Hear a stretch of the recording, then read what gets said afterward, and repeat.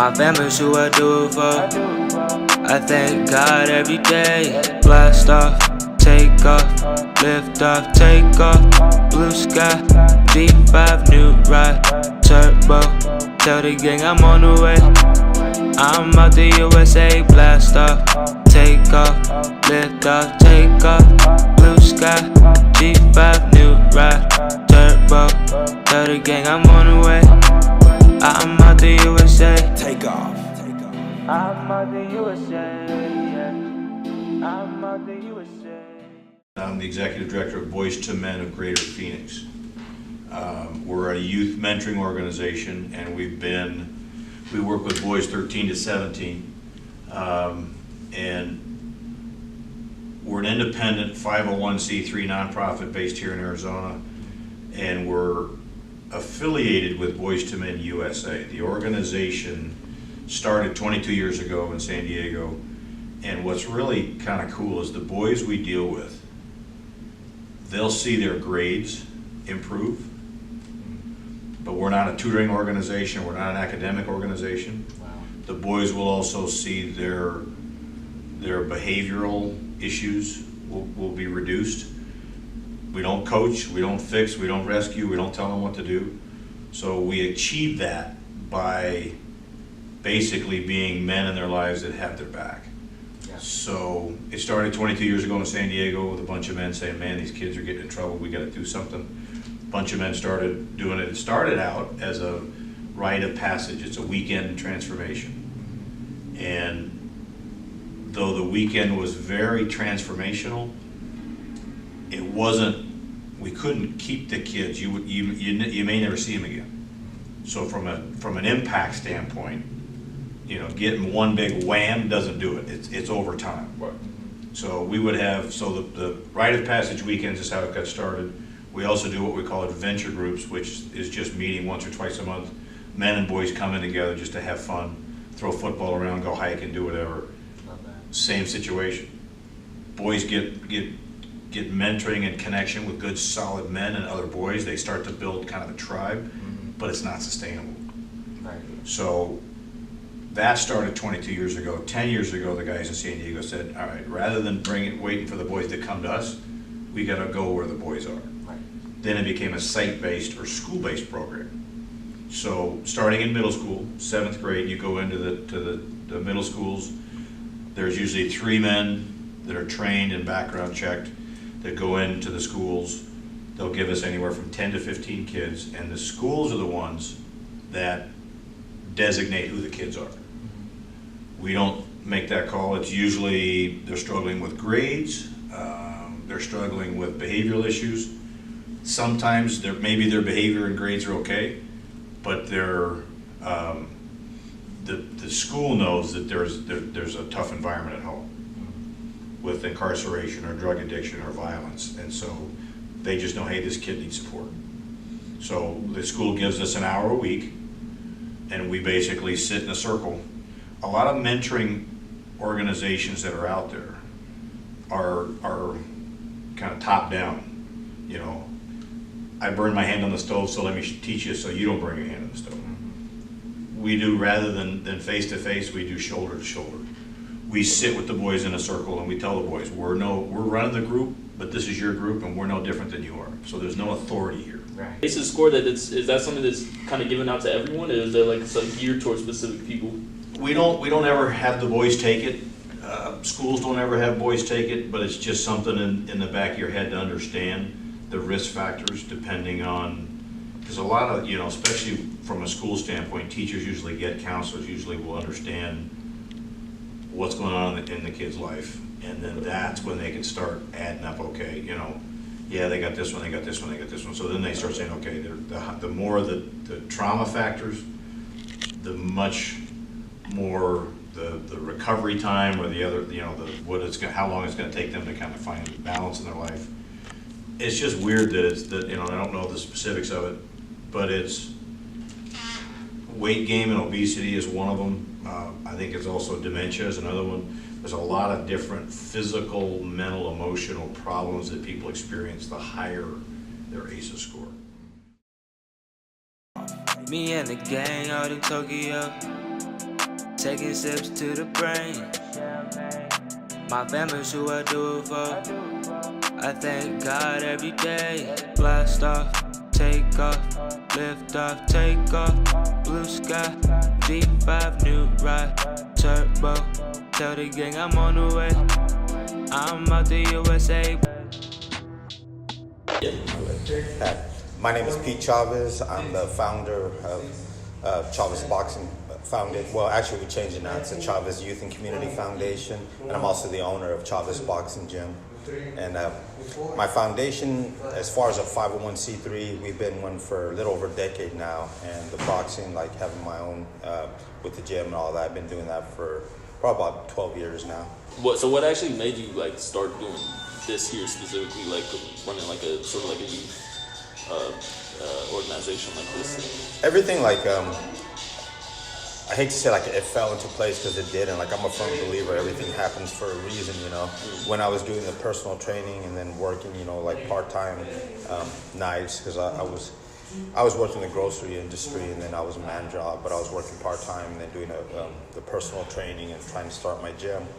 And little by little, once we moved to the Van Buren one, like the Streets of Destiny Church, you know that area, really bad ghetto stuff. So we started with a lot of kids there, and my son used to bring a lot of his friends, other kids that needed it, and we would train them for free, even though like I was broke and struggling and stuff like that. But you know, we wanted to help them, and then when I knew, okay, this kid needs it, he's from the hood, we're not, you know, they need us to stay out of trouble, they need mentors, so it started from there.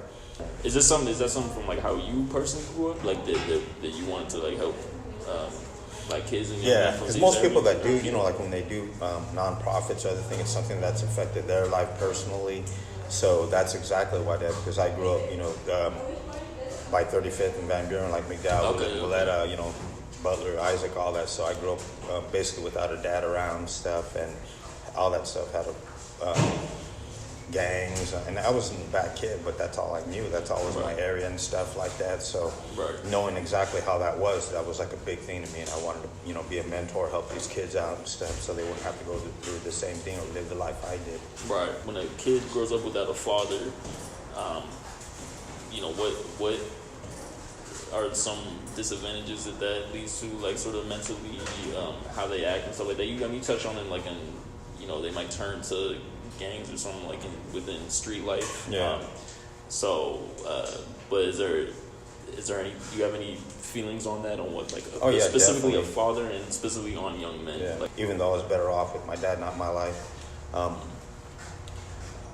There's a huge, because like a lot of the things that I had to learn on my own, or learn, you know, like doing wrong things and stuff like that, and not having a mentor, not somebody, you know, teaching you right from wrong, what it is, you know, to be a man, things like that. It really affected me. So I know that's what I try to do with my kids. Like a lot of them, they call me dad, you know, especially the girls, they call me dad. So they see me as a father figure, you know, which I try to be, to give them that, you know, the advice, the love, encouragement, right from wrong, you know, discipline, and everything. Like I tell everybody, you can't use that for an excuse. I use that with my kids all the time. Like, well, I didn't have a dad. I grew up in the hood, this and that. I'm like, everything I learned from my dad. I go, not in a good way, but in a bad way. I learned how to be a good father, my dad not being around, you know.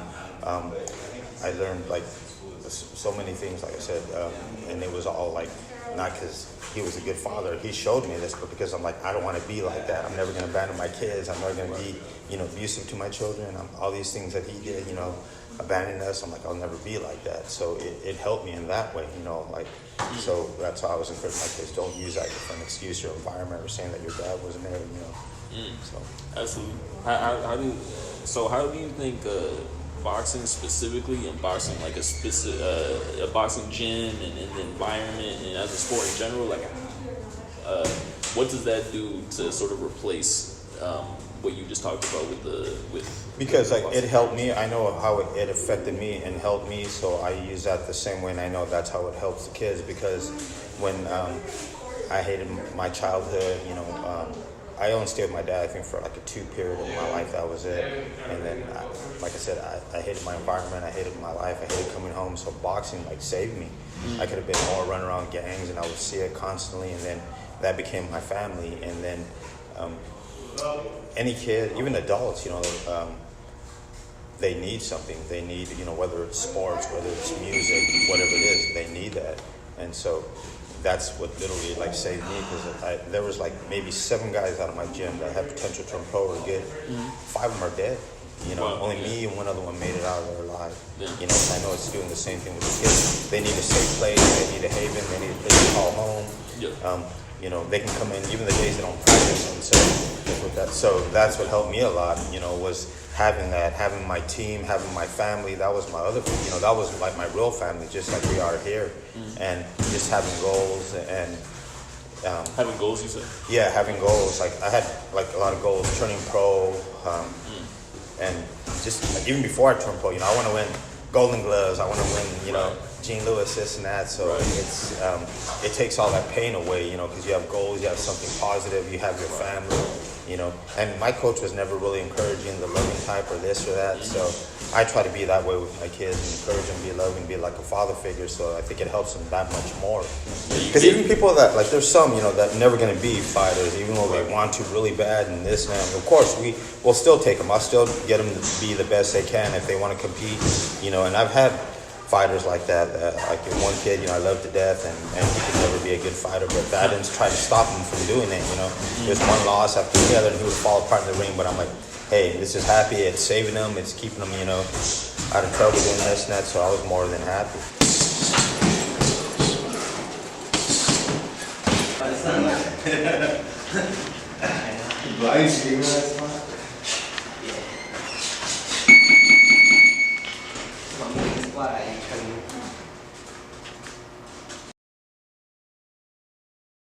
So if a little boy goes to a mentorship program, obviously it's not the ideal solution because they don't have a father in the household, but do you think it's like a solution that can partly help them out? Absolutely. Yeah. I think mentorship programs are excellent. Things like Valley Big Brother, absolutely good programs. Sometimes there are mentorship programs like through police departments. My husband participated in that. And the kids that he helped, it was amazing. He was able to take kids who were in gangs, because he was assigned to a school that had the highest gang rate in Phoenix. And he got them out of gangs. That was interesting, because once he started at this school, every day he'd go out in the morning and he would greet people. He'd say, good morning, good morning. And a lot of these gang members would just walk by and kind of ignore him. And he would take them aside, never in front of other people, but he would take them aside and say, when somebody greets you and says good morning and puts out their hand, you shake it. That's common courtesy. This is something you need to learn. And before long, these little gangbangers were walking in, they were shaking his hand. Then he discovered at his school there was an increase in fights on the playground. Why was there an increase in fights? He took aside one of these kids, Johnny, why are all these kids fighting? You don't know Officer Bustamante? No. You showed us that there's a better way, and we want to get jumped out of the gang. And the only way you can get out of the gang is to be beaten up. We want to be beaten up on the schoolyard because you were there to protect us. And so the fight ends up shorter. You look at what these kids, he made an impact on these children's lives. Now, luckily for him, it was like, again, a daily impact. And having a monthly impact is better than nothing. He would go into, for example, he would go into their home ec room, whatever they would call their family life resources room during class. And one day he went in there to iron his shirt because he had to go to court. And he likes his shirts ironed, and his shirt had gotten wrinkled. So he went in and these boys walked up to him, you're ironing? Men iron? He said, oh yeah, I like my shirt to look really nice. But it's these kinds of things we don't even realize. These are these little kinds of parts of our culture, parts of what's important for growing up, that we're teaching children much more than just sit down and let me tell you how to be a man. So mentoring programs are excellent. Okay, so I was talking about Steve, and how I learned that that it's important to not build too close of a relationship, and that within my job that I was kind of egotistical in thinking that I could sort of be like a mentor, like teacher, and telling them, no, this is the way, this is how you do things and stuff like that. Where I learned from Steve is that, you just, they got all these adults saying the same thing to them, and you're just essentially just adding on to that. Yeah. And the biggest thing I took away from it is to be essentially just shut up and listen. Right. And he also gave us a few acronyms like, wait, like, why am I talking right now? Like, ask yourself that, and what is the purpose behind that? So Yeah. that was the biggest thing I took away from that specifically was how I could personally fit that role better for someone, especially with someone with that experience. So Yeah. So why is it important for someone like you to be a mentor? Good questions. It's important for representation as a young black man, that there are a lot of black boys that don't have a father figure, and it's very important that they see that there is a role model that may look like me, that may have had the same past experiences as me, who I can look up to, who I can ask questions, who I can like vent with, and things like that. So I feel like personally for me that when I see like young black boys who don't have like a father, I feel like it's my duty to kind of like help them in any way possible. So. And why was it important for you to have mentorship? So yeah, that connects kind of perfectly with what you're saying, because and like through this whole process, like I grew up in boxing gyms, and for me, I was kind of a kid that was kind of sort of like broken home, and just like no real direction, and I was just kind of especially when you're young, Steve mentioned this, your mind is like a mushy, still you're still open to a lot of things. So I could see, looking back in hindsight, where without certain things in place I could have made bad decisions and ended up in the spot where I'm not right now. So in boxing gyms I found mentors, like you said, that looked like me, and some didn't look like me. Some it was beyond like sort of like a racial thing, but a lot of these older guys, they kind of grew up in the projects or whatever, and I would listen to them.